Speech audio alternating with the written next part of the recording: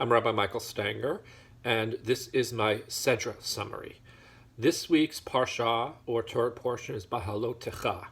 The opening word refers to when Aaron and his sons, the priests and the future priests of Israel, would literally rise up, go up on the steps of the altar where the sanctuary encompassed all the holy vessels and objects to light the menorah, the candelabra, the seven-branch candelabra. And it goes into further detail about ritual and celebration.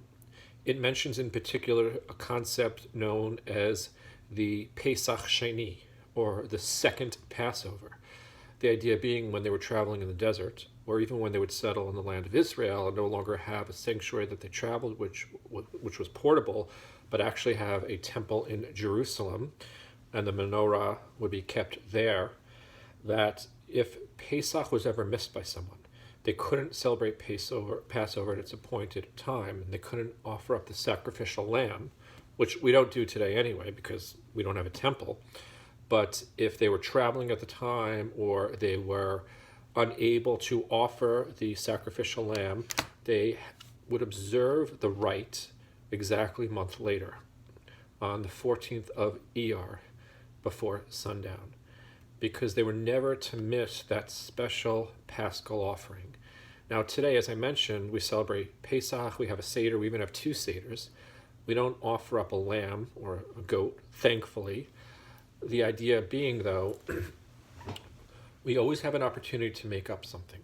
Maybe you can't quite make up missing Pesach with your family, but usually in life there's an opportunity to correct something, to have a second chance. And that should be a lesson for life.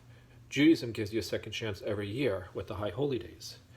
Furthermore, it goes into details over a year into their traveling in the desert, the standards of the tribes, how they would march when marching through the desert with their sanctuary and the silver trumpets that would be fashioned and then sounded for celebrations, also for alarms, how people would gather around the sanctuary itself, how they would encamp and decamp.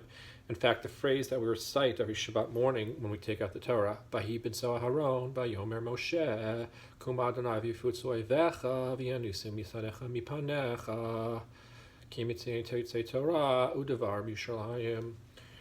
That actually comes from this week's Parsha, when the Israelites were marching through the desert and carrying the Holy Ark.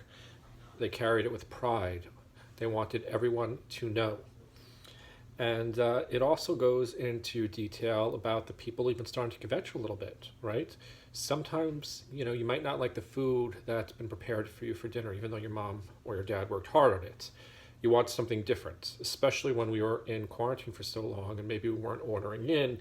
You might have a lot of the same food sometimes. You might be limited in what you can get and what could be cooked and procured and then produced.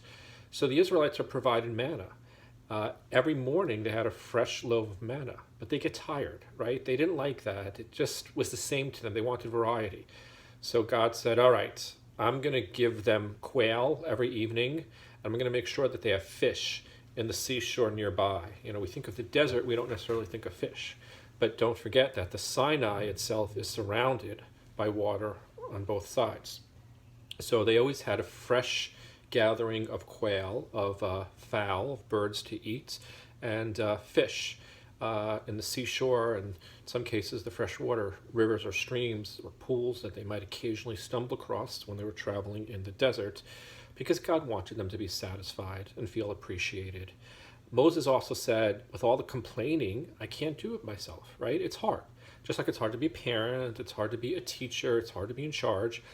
I have over 1.5 million Israelites. So God provided him with 70 elders, 70 people, not necessarily elders by age, but people who are experienced and people who are wise, who would help him make decisions and adjudicate cases and hear problems, so he didn't have to shoulder the burden alone, because it's difficult for anyone to have to do anything alone all the time and make decisions and answer questions and solve problems, right? We would get really tired, emotionally exhausted doing that. We should always be able to delegate, and we should always feel like we have support and assistance. And then finally, there's a scene at the very end of the Torah portion where Moses' older siblings, Aaron and Miriam, come and they complain to God about Moses. They say he married this woman, a Cushite woman, a foreign woman, and he already has a wife, Tzipporah, but he took another wife. Now, in those days, you were able to take multiple wives in Judaism.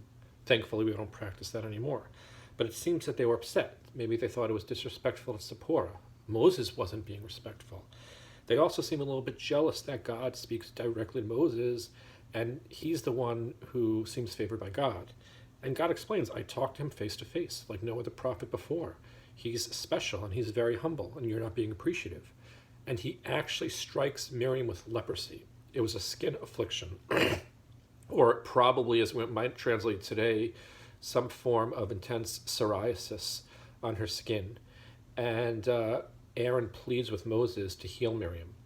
And Moses goes before God, and God says, fine, in 7 days she'll be healed. The Israelites wouldn't leave until she was fully healed and could rejoin the camp. And the shortest prayer, by the way, ever said at that point, El na rafan Allah. El na rafan Allah just means, God, heal her quickly, please. And a lot of times when someone is sick and we hear about it, particularly as a rabbi, I say a prayer for their health. It's called a refuah shlema. May they have a full recovery. And we could say prayers for people's health. The best thing to do is always to consult with a doctor, medical personnel, especially in these crazy times. But a little prayer, I believe, never hurts either. So if you ever need someone to pray for you, or you know somebody who's sick, you could always contact me. You could contact the cantor. We could say the prayer in their Hebrew name, or if they just have an English name, we're happy to pray for them as well. But praying for a person's health, the origins are in this week's Parsha. And also the idea, you should never say anything bad about a person. Lashon hara.